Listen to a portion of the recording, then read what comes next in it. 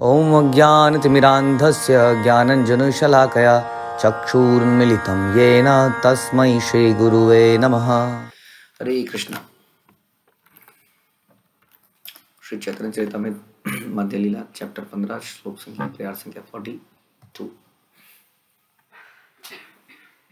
नित्यानंदे आज्ञा दिल यहाँ गौड़ देशे, अनर्गल प्रेम भक्ति करिहा प्रकाशे। तब श्री चैतन्य महाप्रभु ने नित्यानंद प्रभु को आज्ञा दी, आप बंगाल जाओ और बिना किसी प्रतिबंध के कृष्ण भक्ति अर्थात कृष्ण भावनामृत का प्राकट्य करो। तो हमने यही सुना था कैसे श्रील प्रभुपाद ने हमें यही समझाया है, जो चैतन्य महाप्रभु की शिक्षाएं हैं, which is preaching is essence, प्रचार ये सार है। लेकिन उसके साथ में दो बातें और बताई हैं कि बुक्स आर द बेसिस, ग्रंथ ही आधार है, और तीसरा शुद्धता ही क्या है, शक्ति है, प्योरिटी इज द फोर्स। तो ये सारी चीजें जरूरी हैं। हम सुनते हैं कि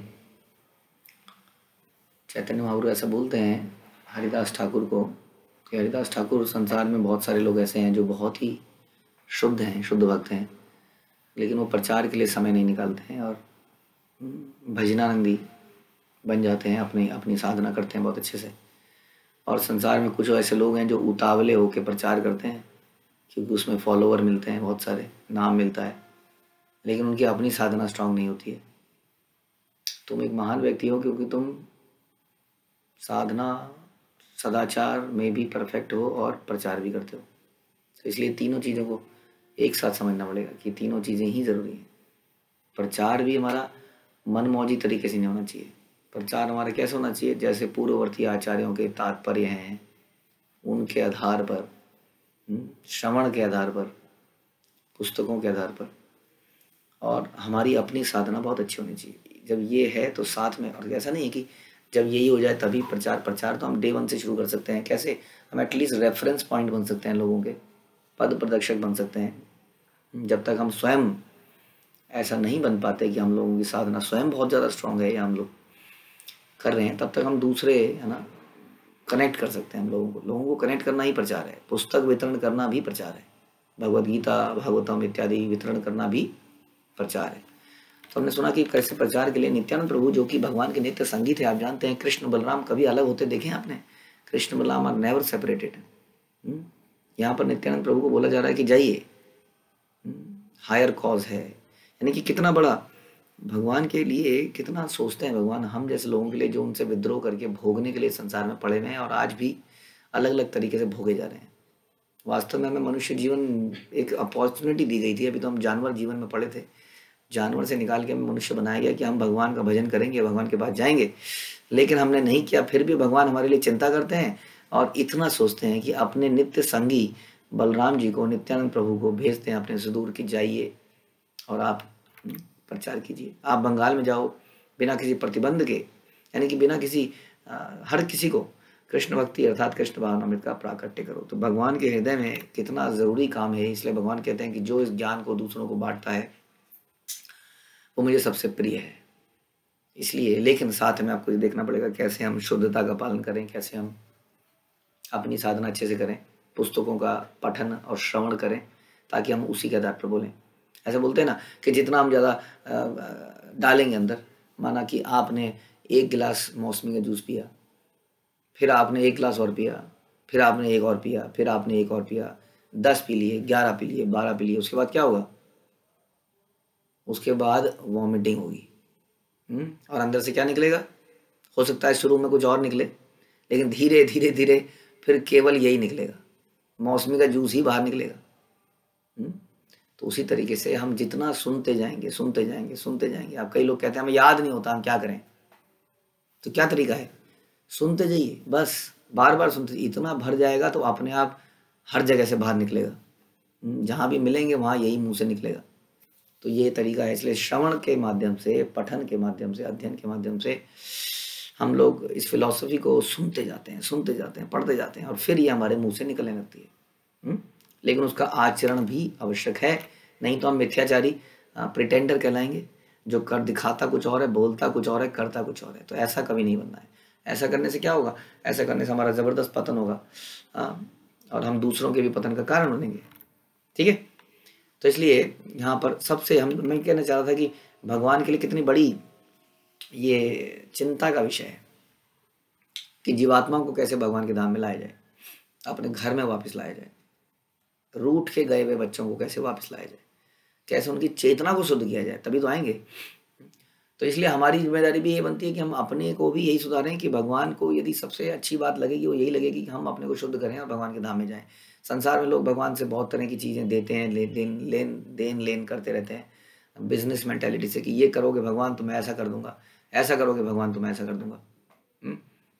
और कई लोग छत्र चढ़ाते हैं, कई लोग बहुत कुछ करते हैं, लेकिन स्वयं अपने जीवन में वो भक्ति नहीं करते हैं। वो लोग भगवान को इतने प्रिय कभी नहीं होंगे, क्योंकि भक्ति करेगा तो भगवान के पास वापस जा पाएगा। इसलिए भगवान को वही व्यक्ति प्रिय है जो करे और कराए।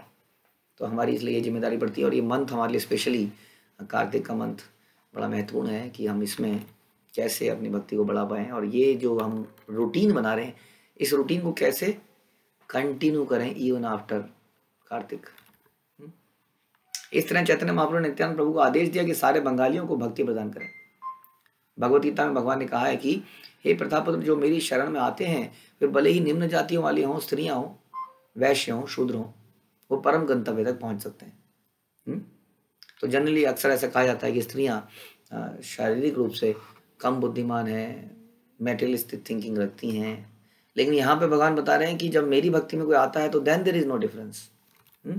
तब वो स्त्री हो, वैश्य हो, शूद्र हो, परम गंतव्य तक पहुंच सकते हैं। लेकिन केवल आने का मतलब है भक्ति करना, उसके लिए आगे प्रोग्रेस करना, ये मतलब है। ये नहीं कि हम हरे कृष्ण आंदोलन में आ गए अब तो हम पहुंच ही गए। उसके लिए मेहनत करनी पड़ेगी। जो भी कृष्ण भावनामृत अंगीकार करता है और नियमों का पालन करता है वह भगवत धाम वापस जा सकता है। तो नियमों का पालन उसको कब तक करना है? आजीवन करना है। जब तक वो भगवत धाम चला नहीं जाता तब तक, बल्कि नियमों में बढ़ोतरी करनी है, जैसे ध्रुव महाराज करते रहे। भक्ति सिद्धांत सरस्वती ठाकुर ने अपने अनुभाष्य में लिखा कि प्राकृतिक सहजिया लोग वो होते हैं जो नियमों का पालन नहीं करना चाहते, लेकिन ऊपरी तौर से भक्त दिखते हैं। प्राकृतिक सहजिया नामक तथाकथित भक्त नित्यानंद प्रभु को सामान्य मनुष्य मानते हैं। क्यों मानते हैं नित्यानंद प्रभु को सामान्य मनुष्य? क्योंकि नित्यानंद प्रभु हमेशा भाव में रहते हैं, अवधूत शिरोमणि है। इसलिए आम लोगों को लगता है कि ये तो कोई ऐसे ही है, भावुक व्यक्ति है। उन्होंने ये अफवाह फैलाई कि महाप्रभु ने नित्यानंद प्रभु को उड़ीसा से केवल इसलिए भेज दिया ताकि वो वहां जाके विवाह करें और बच्चे उत्पन्न करें। ऐसा सोचना उनके प्रति अपराध है। यह अपराध पाषंड बुद्धि कहलाता है। ये अपराधी नित्यानंद प्रभु को अपने जैसा सामान्य मनुष्य मानते हैं, नहीं जानते कि वो तो साक्षात विष्णु तत्व है, बलराम है। नित्यानंद प्रभु को सामान्य मनुष्य मानना गुणपात्मवादियों नाम से पहचाने जाने वाले मानसिक तर्कवादियों का कार्य है। यानी कि प्रभुपाद में बता रहे हैं कि ऐसे भी लोग हैं दुनिया में, बड़ा सतर्क रहने की आवश्यकता है। कई बार हमने देखा है, मैंने खुद देखा, एक बार हम लोग इस्कॉन वृंदावन में प्रसादम हॉल के बाहर एक लाइन में खड़े थे और एक व्यक्ति वहाँ पे प्रसादम लाइन में खड़ा था, धोती कुर्ता में था, बहुत साल पहले की बात है। और वो अचानक से वैष्णव निंदा करने लगा खुलेआम पे। वो इस्कॉन के बड़े बड़े लीडर्स की निंदा करने लगा, वहीं खड़ा खड़ा मंदिर में खड़ा है, प्रसादम हॉल के बाहर इस्कॉन के ही प्रसाद पाने के लिए। तो लोगों ने उसको बड़ा बोला। तो मतलब आपको पता नहीं चलेगा, बिल्कुल भी ऐसा होता है। आपके सामने ही कोई खड़ा होगा और क्या क्या बोल जाएगा, और अगर आपने जरा सी भी ढील बरती तो आपके दिमाग में वो गंदगी का कीड़ा घुसा देगा और फिर वो चलता रहेगा, कीड़ा सोचता रहेगा, खाता रहेगा आपको, और वास्तव में आपके दिमाग में वो शंका आ ही जाएगी। इसलिए बड़ा मुश्किल है। हमारे बीच में ही ऐसे लोग हो सकते हैं, ध्यान रखिए। निंदक को कभी भी, निंदक से हमेशा सतर्क रहना चाहिए। दूसरों की निंदा करे, जो अपना जो निंदा करे उसको तो साथ में रखना चाहिए।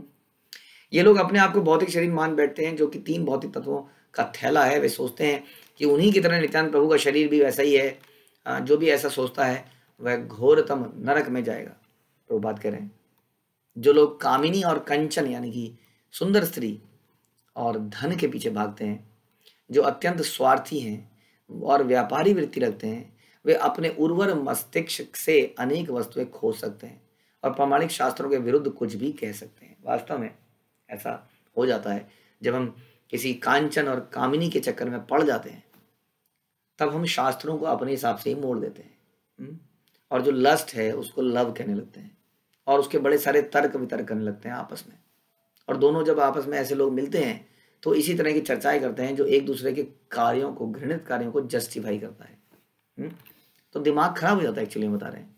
वो अपने मस्तिष्क से शास्त्रों के विरुद्ध कुछ भी कह देते हैं और उन्हें लगता है कि वो शास्त्रों का पालन कर रहे हैं। हाँ, सहजिए, जैसा हमने बोला, उन्हें लगता है हम तो प्रेम संबंध बना रहे हैं। दिस इज व्हाट कृष्णा आए थे बांटने के लिए, प्रेम ही तो बांटने आए थे। प्रेम करो, लव ऑल। मैं बहुत साल पहले मैं राधा कुंड में गया तो वहाँ पर जगह जगह लिखा था लव राधा FB FB। अब मेरे को बहुत साल लग गए समझने में कि FB क्या होता है। बाद में समझा FB मतलब फेसबुक। लव राधा FB, नाम ही देखिए, लव राधा। तो नाम ही इतना वाहियात है। तो इन ऐसे शब्दों से क्या होता है, हमारी मानसिकता रहती है, हम प्रेम प्रेम, और प्रेम जो है, प्रेम लस्ट को प्रेम करने लगते हैं, ऐसे ही माहौल बना लेते हैं। तो इसे इनके बारे में बता रहे हैं कि वो ऐसा उन्हें लगता है कि वो भक्त हैं, दिखाते भी हैं, लेकिन शास्त्रों के विरुद्ध ही कार्य कर रहे होते हैं। वे अबोध लोगों को ठग कर धन कमाने का फिर धंधा करने लगते हैं। और अपने धंधे को आधार देने के लिए ऐसे अपराध पूर्व वक्तव्य देते हैं, अपने को सपोर्ट करने के लिए। शास्त्रों को कैसे भी तोड़ा मरोड़ा जा सकता है, हमने इतने सालों में देखा। कोई व्यक्ति कोई गलत कार्य करता है तो शास्त्रों के आधार पर कर सकता है। जैसे कि लोगों ने पशु बलि करी, तब गौतम बुद्ध को स्वयं आना पड़ा। तो शास्त्रों को कैसे भी मरोड़ सकते हैं आप। इसलिए कुशल नेतृत्व में रहना बड़ा आवश्यक है। वास्तव में नित्यानंद प्रभु चैतन्य महाप्रभु के अंश अवतार होने के कारण सर्वाधिक दयालु अवतार हैं। ना तो उन्हें सामान्य मनुष्य समझना चाहिए, ना प्रजापति, बच्चे पैदा करने वाले, जिन्हें ब्रह्मा ने संतान उत्पन्न करने के लिए, वंश को बढ़ाने के लिए आगे आदेश दिया है। नित्यानंद प्रभु को इंद्रिय तृप्ति के कारण स्वरूप नहीं समझे जाना चाहिए। यद्यपि पेशेवर तथा कथित उपदेशक प्रचारक इसका समर्थन करते हैं, किंतु किसी भी प्रमाणिक शास्त्र से इसकी पुष्टि नहीं होती। वास्तव में सहजियों तथा कृष्ण भक्ति के अन्य पेशेवर वितरकों के ऐसे वक्तव्यों को का कोई आधार नहीं है। हम जब शास्त्र पढ़ते हैं तो उसमें देखते हैं कि आपको याद होगा कि एक बार मुझे याद नहीं आ रहा नाम, कौन से भक्त थे, मुकुंद थे या कौन थे, जिन्होंने पहले चैतन्य महाप्रभु को प्रणाम करा और उनको करना मिस कर दिया या बाद में किया, तो चैतन्य महाप्रभु को बहुत डांटा कि नित्यानंद के होते हुए कैसे ना हम गुरु को पहले प्रणाम करते हैं, हम श्रील प्रभुपाद को पहले प्रणाम करते हैं ऑल्टर में जब जाते हैं तो, और फिर जाके हम भगवान को प्रणाम करते हैं। तो उन्होंने बोला नहीं, नाराज हो जाते थे वो ऐसे लोगों से जो नित्यानंद प्रभु को नहीं मानते थे। बोलते नित्यानंद प्रभु मेरा प्राण है। तो जो उनको ऐसा नहीं मानता है वो घोर नरक में जाएगा, ऐसा बता रहे। रामदास गदाधर आदि कत जने, तोमार सहाय लागी दिलू तोमार सने। नित्यानंद प्रभु को रामदास, गदाधर दास तथा अन्य कुछ सहायक दिए गए जो कि उनके साथ में गए। रामदास, गदाधर दास। श्री चैतन्य महाप्रभु ने कहा मैं इन्हें आपकी सहायता के लिए दे रहा हूं। और हमें भी अपने जीवन में बहुत सारे फॉलोअर मिलेंगे जहां भी हम प्रचार करेंगे। देखिए हर व्यक्ति छोटे लेवल पे तो एक लीडर बन ही जाता है, क्योंकि कुछ लोगों को तो गाइड कर ही रहा होता है अपने घर के आसपास, ऑफिस में, नित्य। तो कहीं हम ये ना समझ लें कि ये लोग हमें मिले हैं हमारी सेवा के लिए। ये सारे लोग किस लिए मिले हैं? भगवान की सेवा के लिए। कहीं हम अपनी सेवा में ना लगा लें किसी को। हम उनको भगवान की सेवा में लगाते हैं और प्रचार बढ़ाने के कार्यों में लगाते हैं। तो नित्यानंद प्रभु को कुछ सेवक दिए गए ताकि वो और प्रचार कर सके। मध्य मध्य आमी तोमार निकट आईब, अलक्षिते रही तुम्हारा नित्य देखीब। मैं बीच बीच में आपको देखने आया करूंगा, मैं अदृश्य रहकर आपका नृत्य देखा करूंगा। कहीं नित्यानंद प्रभु ये ना समझ लें विरह में अपने प्राण ही ना त्याग दें, प्राण तो क्या त्यागेंगे, चले ही ना जाए। तो भगवान उन्हें सांत्वना भी दे रहे हैं कि बीच बीच में आऊँगा, डोंट वरी।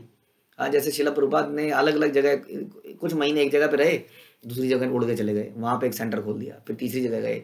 अब पूरे देश में इतने, पूरे संसार में इतने सारे सेंटर हो गए। अब कैसे वो एक साथ हर जगह उपस्थित रहे, लेकिन उनके आने से जो उत्साह बैठता था वो अद्भुत था। इसलिए वो क्या करते थे, हमेशा ट्रैवलिंग करते थे, आज इस सेंटर में, कल उस सेंटर में, परसों उस सेंटर में। तो इस प्रकार से पूरे संसार के उन्होंने 14 चक्कर मारे, ऐसा बताया जाता है छोटी सी समय में।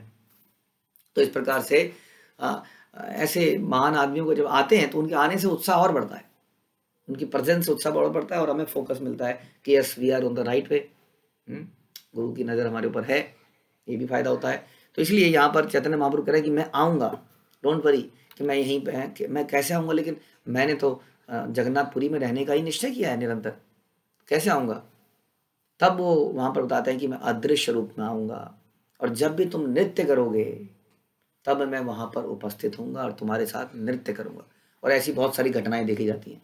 हमने सुना था पानी हाटी में जब बहुत बड़ा उत्सव हुआ, दही चिड़ा उत्सव, तो उस उत्सव में जब नित्यानंद प्रभु नाचे तो वहाँ पर चैतन्य महाप्रभु साक्षात आ गए, उनके साथ बैठ गए, जो कि लोग नहीं देख पाए।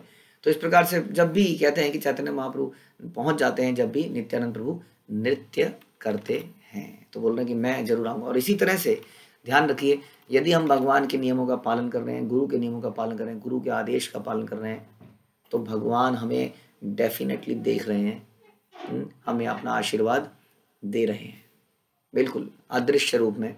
उसकी उनकी प्रेजेंस हमें फील हो सकती है। हमारे जीवन में रोज ऐसी घटनाएं होती हैं जो लगता है ये कैसे हो गया, ये कैसे हो गया, तुम्हें कैसे पता चल गया, आपको कैसे पता चल गया, ये कैसे हो गया। ध्यान से देखेंगे तो आपको समझ में आएगा, हाँ बहुत कुछ हो रहा है जीवन में। रोज कुछ ना कुछ लोग चमत्कार भी बोलते रहते हैं, ऐसा हो गया, ऐसा हो गया। तो यदि आंख कान खोल के रखेंगे तो उनकी प्रेजेंस को फील कर पाएंगे। कितना बार ऐसा होता है कि हमें एक्साइटमेंट होती है ज़बरदस्त, यात्रा में जाने में, कीर्तन करने में, नृत्य करने में, कुछ किसी से मिलने में, तो सब भगवान की प्रेजेंस ही तो है जो वहाँ पर होते हैं। लेकिन मूर्ख लोग कहता है मुझे पहले भगवान की शक्ल दिखाओ तभी मैं तुम्हारे नाम का जप करूँगा। ऐसा व्यक्ति निरंतर घोर अंधकार में गिरा रहता है। तो भगवान उपस्थित रहते हैं, भगवान उपस्थित होते हैं। श्रीवास पंडिते प्रभु करी आलिंगन, कंठे धरी कहे तारे मधुर वचन। और उसके बाद चैतन्य महाप्रभु ने श्रीवास पंडित का आलिंगन किया और उनके गले में बाहें डालकर उनसे मधुर वचन कहे।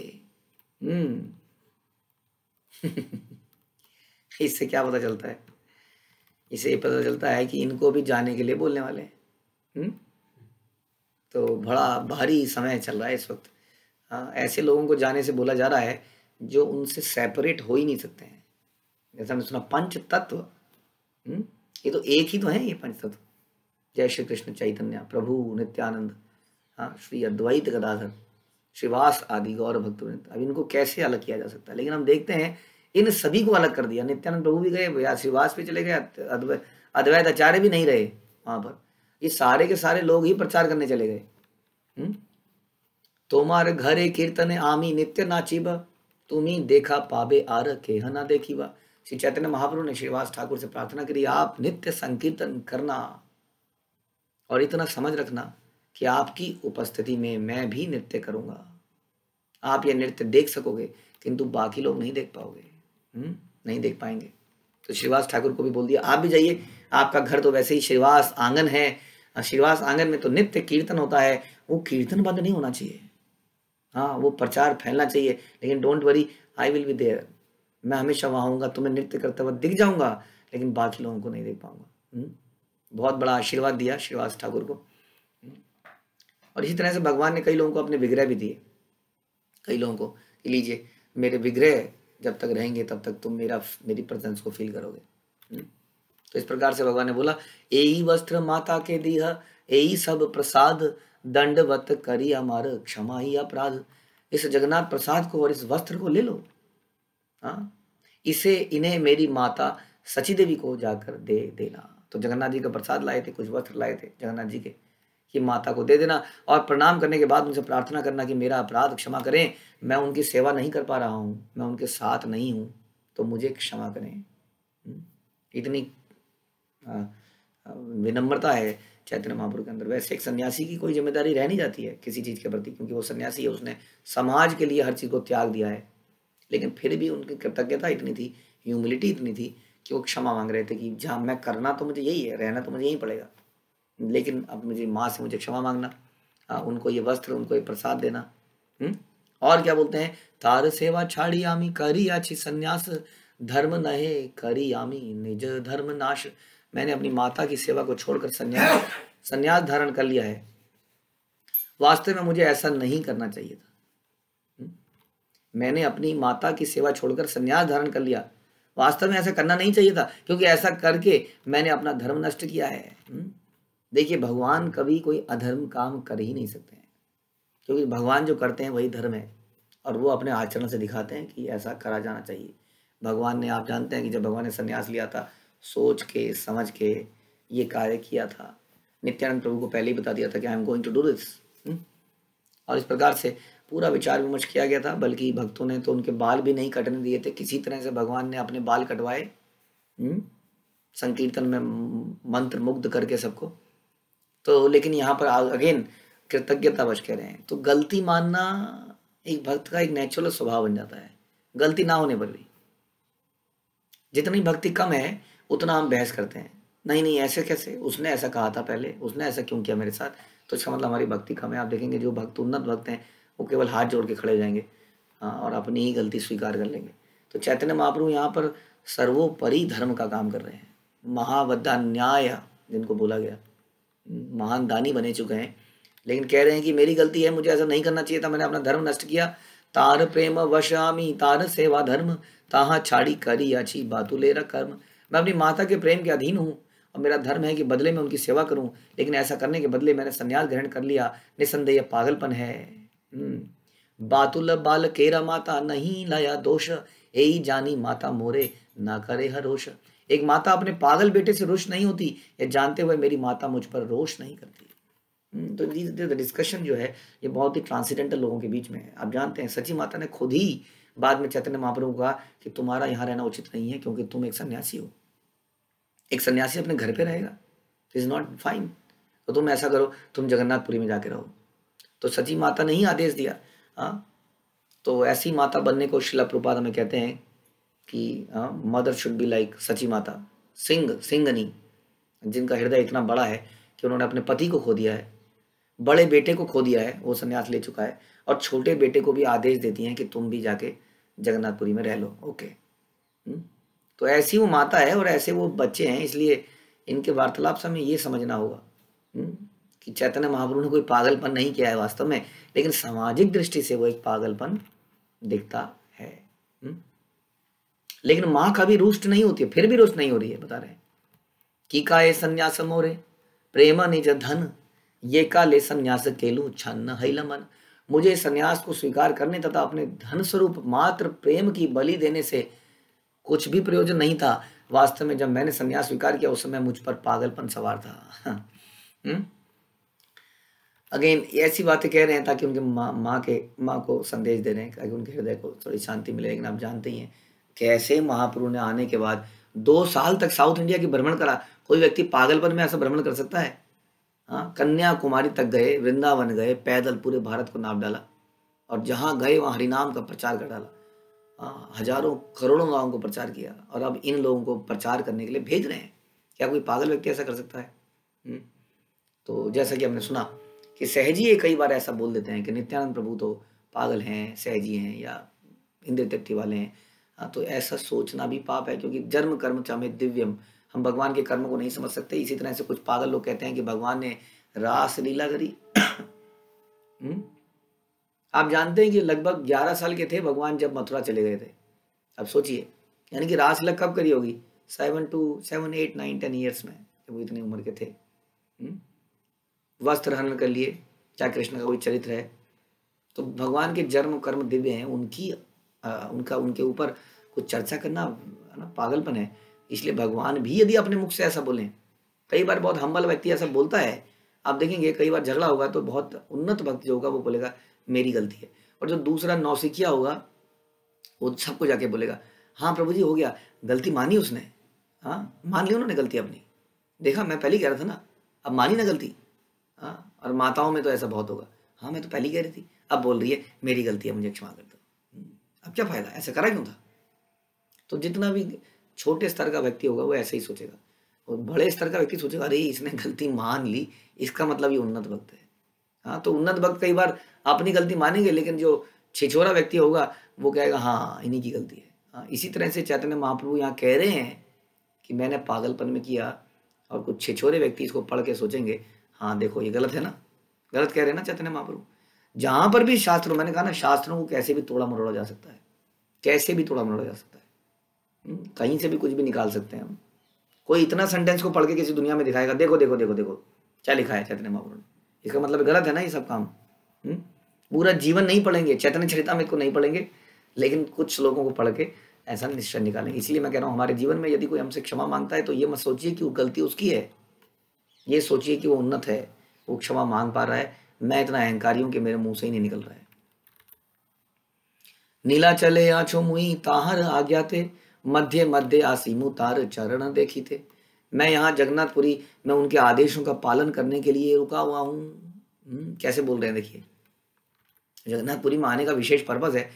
जैसे मैंने बताया, सची माता ने बाद में आज्ञा दी कि आप जगन्नाथपुरी में जाइए, तो कह रहे हैं कि मैं तो उनके आदेशों का पालन करने के लिए यहाँ पर रुका हूँ, किंतु बीच बीच में मैं उनके चरण कमलों का दर्शन करने आता रहूंगा। सबको ढांढस बता रहे हैं, हे सची माता, जब जब तुम मेरे लिए कुकिंग करोगी तब मैं साक्षात खाने के लिए आऊँगा।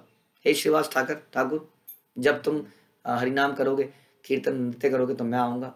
हे नित्यानंद, जब तुम नृत्य करोगे तो मैं आऊँगा। और वास्तव में भगवान आते थे और ये लोग देख पाते थे। नित्य देखी मुई ताहर चरण, स्फूर्ति ज्ञाने ते हो ताहा सत्य ना ही माने। वास्तव में मैं रोज ही वहां अपनी माता के चरण कमलों का दर्शन करने जाता हूँ। यद्यपि उन्हें मेरी उपस्थिति का आभास तो होता है, पर इसको सत्य नहीं मानती है। कई बार ऐसा होता है ना, हमें लगता है कोई है यहाँ पर, पता नहीं कौन है, एकदम एहसास सा होता है कि कोई तो है यहाँ पर, जब करते हुए या कहीं बैठे हुए। तो ऐसे ही वास्तव में दिव्य आत्माएं ऐसी आती हैं और कह रहे हैं कि मैं वहाँ होता हूँ, लेकिन उनको लगता है मेरा बेटा ही यहीं पर है। अभी मैंने उसकी सुगंध महसूस करी, अभी मुझे लगा कि निताई गौरांग निमाई यहाँ पर बैठा है, लेकिन फिर कहती नहीं नहीं, ये तो छला हुआ है, वो तो जगन्नाथपुरी में। तो फील करती है। एक दिन शाल्यन्न व्यंजन 5-7, शाक मोचा घंट भ्रष्ट पटोल निम्ब पात, लेम्बू आधा खंड दधी दुग्ध खंड सार, शाल ग्रामे समर पिलेन बहु उपहार। एक दिन मेरी माता सची देवी ने शालिग्राम विष्णु को भोजन अर्पित किया। और भोजन में क्या क्या बनाया था? शाली धान से पकाया चावल, तरह तरह की तरकारियां, पालक, केले के फूलों की बनी कड़ी, नीम की पत्तियों के साथ तले पटोल, नींबू समेत अदरक के टुकड़े, दही, दूध, खांड और अन्य पकवान आदि अर्पित किए। प्रसाद लैया कोले करे न क्रंदन, निमाईरा प्रिया मोरा ये सब व्यंजन। अपनी गोद में भोजन लेकर वह ये याद करके मेरी माँ रो रही थी कि यह भोजन मेरे निमाई को अत्यंत प्रिय है। निमाई नाहिक एक था के करे भोजन, मोर ध्याने अश्रु जले भरिल नयन। मेरी माता सोच रही थी यहाँ पर निमाई नहीं है, इस सारे भोजन को कौन ग्रहण करेगा। जब वह मेरे बारे में इस तरह सोच रही थी तो उनके आंखों में आंसू थे। शीघ्र आई मुई सब करीनु भक्षण, शून्य पात्र देखी अश्रु करी अमर्जन। और इस तरह जब वो रो रही थी तो मैंने क्या किया, मैं शीघ्र ही वहां पहुंच गया और सारा भोजन ग्रहण कर लिया और थाली खाली हो गई। वास्तव में खाली हो गई। हम लोग तो जब लगाते हैं तो भगवान कहते हैं कि ग्रहण करके उस थाली को पूरा कर देते हैं, अपने बच्चों को फिर से देते हैं, मेरे बच्चों तुम भूखे ना रहो। यहाँ पर क्या हुआ, भगवान ने खा ही लिया और थाल को खाली देखकर उनके आंसू, उन्होंने अपने आंसू पहुंच डाले। के अन्न व्यंजन खाइला शून्य के न पात, बाल गोपाल कीबा खाइला सब भात। तब वे आश्चर्य करने लगी कि किसने सारा भोजन खा लिया, ये थाल खाली क्यों है। उन्हें आश्चर्य हुआ कि कहीं बाल गोपाल ने तो नहीं खा लिया है। तो इस प्रकार से नित्य लीलाएं चलती रहती हैं, चल रही हैं। कीबा मोर कथाए मने भ्रम हैया गेला, कीबा कौन जंतु आसी सकल खाइला। वे आश्चर्य करने लगी कि थाल में पहले से भोजन था भी या नहीं। हाँ, अपने आप पे कंफ्यूजन हो गया, कहीं मैं ऐसा तो नहीं पागल हो गई हूँ, रखना ही भूल दिया हो, भगवान के आगे खाली थाली रख के भोग लगा दिया हो। फिर उन्होंने सोचा कि हो सकता है कि कोई पशु आकर खा गया हो, जैसे हमारे घरों में कई बार चूहे रोटी को ले आए। एक बार एक भक्त ने बोला, प्रभु जी हमारे घर में भगवान साक्षात खा रहे हैं, मैं रोटी रखता हूँ, एक रोटी रहती है। थोड़े दिनों बाद ऑल्टर के पीछे से रोटियों के टुकड़े और सारी मिठाइयाँ निकली, पता लगा वो चूहे जनाब थे ये। तो ऐसा हो जाता है, लेकिन साक्षात भी भगवान खा सकते हैं, इसमें कोई दो राय नहीं है। कई बार ऐसा हो जाता है। हमने रघुनंदन की लीला सुनी है जिसमें भगवान लड्डू खा गए, और ऐसे बहुत सारी लीलाएं हमने सुनी है। तो उन्होंने सोचा हो सकता है कोई पशु खा गया हो। केबा अमी अन्न पात्रे भ्रमे ना बाड़ीला, एत चिंती पाक पात्र यहाँ देखिला। उन्होंने सोचा कि हो सकता है कि मैंने गलती से थाल में भोजन रखा ही ना हो। हाँ, और सोचते सोचते रसोई घर में गई, वहां बर्तनों को देखा कि खाना बर्तनों में है या खत्म हो गया है। अन्न व्यंजन पूर्ण देखी सकल भाजने, देखी असन शैला हैला किछु चमत्कार बने। जब उन्होंने देखा कि सारे बर्तन अब भी चावल और तरकारी से भरे हैं, तो उनके मन में संदेह हो गया और अचंभित हो गई, ये हो क्या रहा है। ईशा ने बोला, यहाँ पुनः स्थान ले पाइला, पुनरअपि गोपाल के अन्न समर्पिला। और इस तरह आश्चर्यचकित होकर उन्होंने नौकर ईशान को बुलाया और स्थान की फिर से सफाई कराई। तो सफाई कैसे होती थी उस जमाने में? लेपाई, लेपाई सफाई। जैसे आप देख सकते हैं गांव में क्या होता है कि हर दूसरे दिन या अक्सर गोबर से फिर से लिपाई करी जाती है, गोबर मिट्टी और उससे, तो उसको पवित्र माना जाता है कि अब ये पवित्र हो गया। और अक्सर उसमें गौमूत्र वगैरह छिड़का जाता है। इस तरह से सफाई, झाड़ू मारा। तो इस तरह से उन्होंने सफाई कराई ईशान से, और फिर से सफाई करी, और फिर से भगवान के लिए प्रसाद बनाया, और फिर से गोपाल को दूसरी थाल अर्पित कर दी। स्थान की सफाई करी क्योंकि वो थोड़ा सा झूठा हो गया, ऐसा माना गया। एई मत यबे करें उत्तम रंधन, मोरे खाइयो यही करे उत्कंठा या रोदन। अब जब भी वे कोई अच्छा भोजन बनाती है और मुझे वे भोजन खिलाना चाहती है, तब वे उत्कंठा वश रोने लगती है। तार प्रेमे आनी आमाया कराया भोजन, अंतरे माने सुख बाह्य नाही माने। उनके प्रेम के वशीभूत होकर मैं वहां भोजन करने के लिए जाता हूं। मेरी माता ये सारी बातें भीतर भीतर जानती है, सुखी होती है, किंतु बाहर से इन्हें मानती नहीं है। तो ये बता रहे हैं कि ये घटना तुम सारी मेरी माँ को बताना कि माँ मैं वहीं पर हूँ, और बताते हैं कि ऐसा कब हुआ था। मैं बताता हूँ तुम्हें। एई विजया दशमी ते हैला एई रीति, ताहा के पूछिया तार कराई प्रतीति। ऐसी घटना पिछली विजया दशमी के दिन, दशहरे के दिन हुई थी। तुम उनसे इस घटना के बारे में पूछ सकते हो और उन्हें विश्वास दिलाना कि मैं सचमुच वहां जाता हूँ। जब तुम ऐसा बोलोगे ना कि क्या दशहरे वाले दिन ऐसा कुछ हुआ था, तो उन्हें विश्वास हो जाएगा, हाँ इनको कैसे पता, इसका मतलब जरूर निमाई यहाँ पर आके प्रसाद ग्रहण करता है। तो इस प्रकार से हम लोग अपने कर्तव्यों को निभा सकते हैं, प्रचार कार्यों को, साधना को। और जो विरह फील होता है, उस विरह में बीच बीच में ऐसे एपिसोड भी आएंगे कि हमें मिलन भी महसूस होगा। जैसे हम लोग अब अलग अलग यात्राएं कर रहे हैं, तो आप लोग इंडिया में अलग अलग जगह पर हैं, तो हम कोशिश कर सकते हैं कि एटलीस्ट इन यात्राओं में हम लोग पूरे जहाँ जहाँ रहते हैं वहाँ से निकल के आएँ और एक साथ मिलें। ऐसा हमारा प्रयास रहना चाहिए। कभी तो हम मिलें ऐसे उत्सवों में, यात्राओं में। हाँ, तो ये विरह के साथ मिलन का कॉम्बिनेशन बड़ा अच्छा है, जैसा चैतन्य महाप्रभु के संगियों को देखा जा रहा है। हाँ, इतनी बात कह रहे हैं लेकिन वो फिर भी वहीं पर टिके हुए हैं जगन्नाथपुरी में, और माता सची भी वहीं पर टिकी हुई है अपनी जगह पे। वो भी नहीं आ रही है, नहीं तो वो भी उसके घर में कौन है जीवन में? आप माता सची के जीवन में कौन है बताइए? कोई भी नहीं है ना। तो वो तो छोड़ के आ ही सकती थी जगन्नाथपुरी में, लेकिन उन्होंने वास्तव में संन्यास लिया था जिसका पालन करना था, माता जानती थी। तो सब लोग अपनी जिम्मेदारियों को समझ रहे हैं, लेकिन सबके अंदर फिर भी प्रेम संबंध है, जो कि जरूरी नहीं है कि साथ में रह के मनाया जाए। इस तरह से कितना सुखद इनका रिश्ता था। कई बार हम साथ में रहते हैं और इतना सुख महसूस नहीं करते हैं।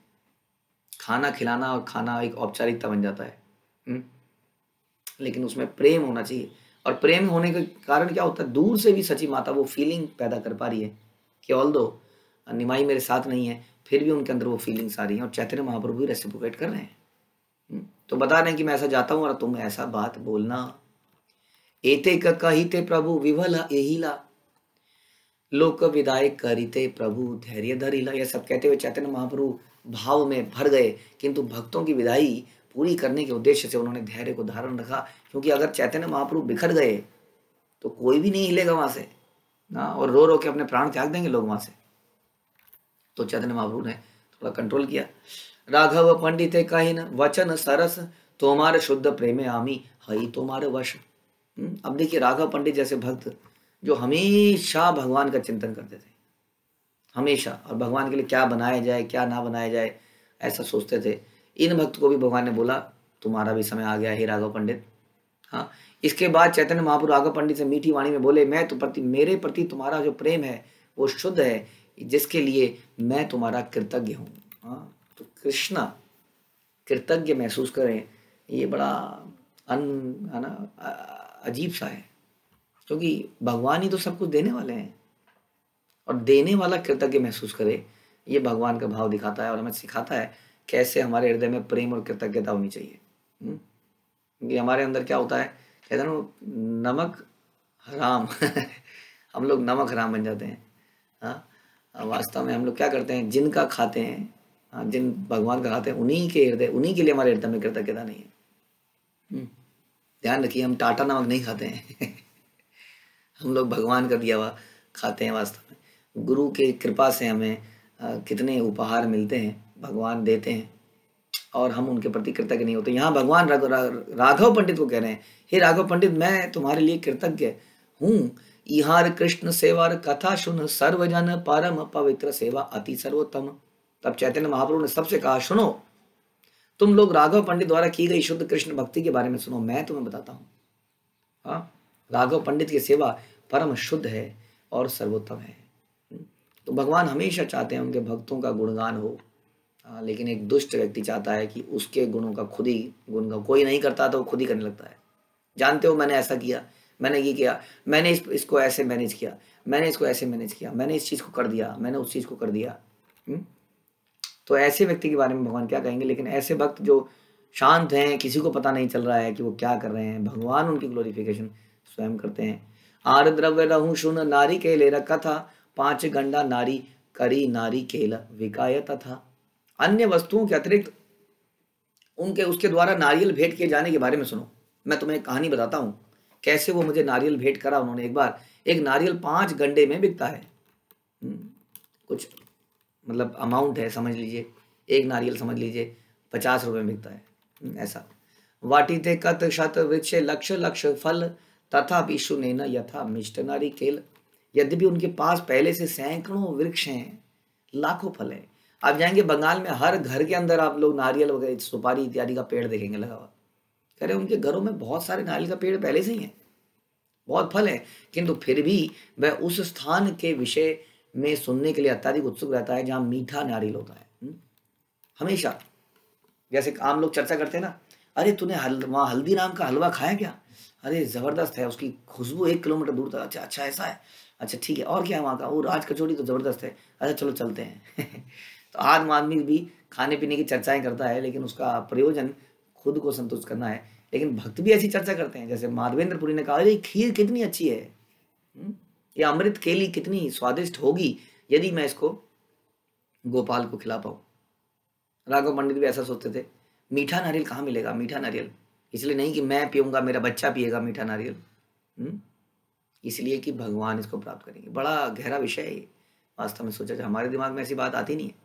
हमारे दिमाग में ये आती मैं उसको भोगूंगा, अच्छा बहुत बढ़िया आइटम बनाई है, कब खिलाओगे, बड़े दिनों से बुलाया नहीं आपने, कब खिलाओगे, टिक्की कब खिलाओगे हाँ, हमारे दिमाग में ऐसा चलता रहता है क्योंकि हम स्वयं ही खाने के विचार करते रहते हैं। लेकिन भगवान के भक्त है, ये हमें सिखा रहे हैं कि हमारा चिंतन हो सकता है किसी विषय के ऊपर भी। इसलिए अकर्म में कर्म और कर्म में अकर्म हमने गीता में सुना। साधारण लोग समझेंगे क्या खाने पीने की बातें कर रहे हैं। कई बार भक्त लोग डिस्कस करेंगे ये ऐसे बनाया जाता है, ये ऐसे बनाया जाता है, लेकिन वास्तव में उसमें उसके पीछे का जो मर्म है ऐसा होना चाहिए, होता नहीं भी है तो कि मेरे भगवान इसको प्राप्त करेंगे और मैं भक्तों को बुला के इसको प्राप्त करूँगा, प्रदान करूँगा, उनको संतुष्ट करूँगा, ऐसा इच्छा। तो पूछ रहे हैं कि कहाँ मीठा नारियल मिलता है। एक एक फलेर मूल्य दिया चारी, चारी पण 10 क्रोधे हेते अनाय करिया यतन क्रोश, 10 क्रोश। वह 20 मील दूर स्थान से भी नारियल को यत्नपूर्वक लाता है। 20 मील दूर, बताइए कितना बड़ा है, 30-32 किलोमीटर दूर जाके कितना हो, बहुत ज्यादा हो गया ना, 32 किलोमीटर तो बहुत दूर हो गया। इतनी दूर जाके नारियल को यत्नपूर्वक लाता है और हर नारियल के लिए 4 पण चुकाता है। पण कोई और उसकी कैलकुलेशन है। प्रतिदिन 5-7 फल छोलाइया सुशीतल करीते राखे जले डुबाइया। प्रतिदिन 5-7 नारियल छील कर उसे शीतल बनाने रखने के लिए जल के भीतर रख देता है। नारियल का छिलका निकाल के उसको जल के अंदर रख देते हैं ताकि वो ठंडा हो जाए एकदम। फ्रिज वगैरह तो नहीं थे, ये एक नेचुरल तरीका था। हम देखते हैं पुराने ज़माने में आम फलों को पानी में रख देते तो ठंडक हो जाती थी, उनकी गर्मी निकल जाती थी, तो जल के भीतर रख देता है। भोगे रसमय पुनः छोली संस्करी, कृष्णे समर्पण करे मुख छिद्र करी। भोग लगाते समय नारियलों को फिर से छीला जाता है और साफ किया जाता है, उसमें ऊपर से छेद करके बाद में उन्हें कृष्ण को अर्पित किया जाता है। कृष्ण से ही नारिकेल जल पान करी, कभू शून्य फल राखे न कभू जल भरी। इन नारियलों का जल कृष्ण पीते हैं और कभी कभी नारियलों का जल निकाल कर उन्हें पूरी तरह से खाली कर दिया जाता है। कभी कभी नारियलों में जल भरा रहता है, कभी तो पूरा ही पी जाते हैं भगवान, कभी कभी रह भी जाता है। तो इस प्रकार से बता रहे हैं कितने भाव से वो नारियल को पिलाते हैं, नारियल को खिलाते हैं। जल शून्य भल फल देखी पंडित हर्षिता, फल भांगी सस्य करे सतपात्र पूरिता। जब राघव पंडित देखता है कि नारियलों का जल पी लिया गया है, अत्यंत प्रसन्न हो जाते हैं और वह नारियल छोड़कर गरी निकालता है और किसी अन्य थाल पर रख देता है।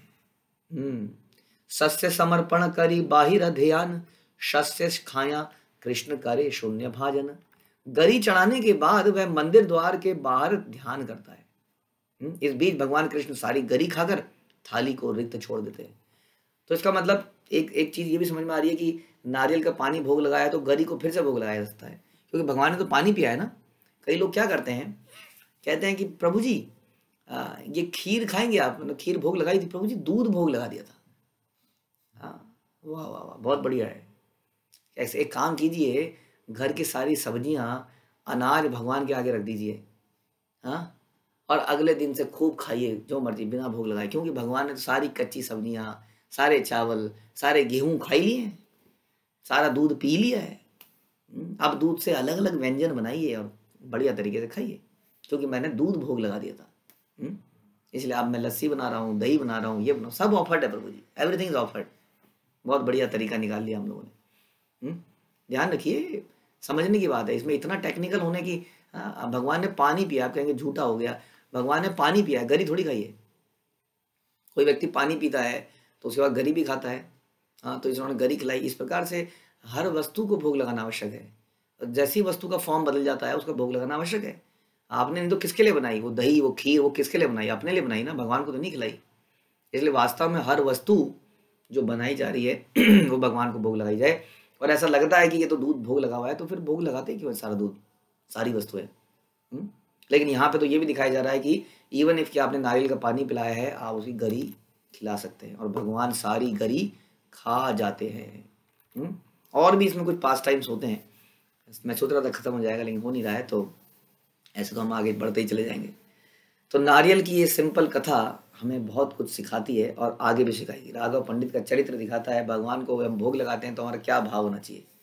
हाँ, इस भाव को हम अंगीकार करें, नहीं तो क्या हो जाएगा, कई बार प्रचार ही सार है, प्रभु जी मैं तो प्रचार में लगा रहता हूँ। कई लोग कहते हैं प्रभु जी भोग लगाने से मुझे दिक्कत है। भोग तुम लगा लो, घर में कई बार कंपटीशन होता है, तुम लगाओ ना, तुम लगाओ ना, तुम लगाओ ना। मैं तो प्रचार कार्य कर रहा हूँ, मैं ये लेक्चर प्रिपेयर कर रहा हूँ, मैं यात्रा की मैनेजमेंट कर रहा हूँ, मैं ये कर रहा हूँ, मैं वो कर रहा हूँ। तो ये हमारे आचार्य दिखा रहे हैं कि ये भाव कब आएगा फिर हमारे अंदर, भगवान के साथ प्रेम संबंध। ये कितना अच्छा मौका है, हम प्रेम संबंध कर सकते हैं। ना तो मेरे को भक्तों के लिए पकाने का समय है, ना भक्तों के परोसने का समय है, ना भगवान को परोसने का समय है, हम लगे हैं प्रचार कार्य में। इससे क्या होगा, हमारा हृदय एकदम से ड्राई हो जाएगा। इसलिए इसको करने का प्रयास करें। श्रील प्रभुपाद की जय, चैतन्य चरितामृत की जय, कृष्णदास कविराज की जय।